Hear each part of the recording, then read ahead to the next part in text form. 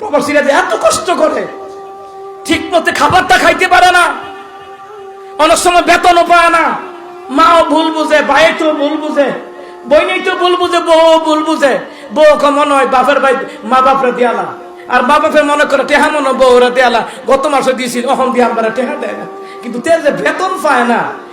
আমি নিজে দেখছি প্রবাসীদের দৃশ্যগুলো, আমি কেমনে বুঝাবো আপনাদেরকে? প্রবাসীরা এত কষ্ট করে, পলিথিন কাগজের মধ্যে খাবার খায়, পলিথিন কাগজে, উত্তপ্ত মরুভূমির বালির উপরে বসে বসে খা। আমি এবং শোয়েব আশরাফি গেলাম, ওরা তো আমাদেরকে দেখলেই চিনে, দৌড়াই আসে, হুজুর কেমন আছেন, একটা ঠান্ডা খান। আমার কি ভাই, আপনারা যে কষ্ট করেন, মন তো চায় না আপনাদের কাছ থেকে আমরা খাই। বলে হুজুর না খাইলে কষ্ট পাবো, একটা ঠান্ডা হইলে খা।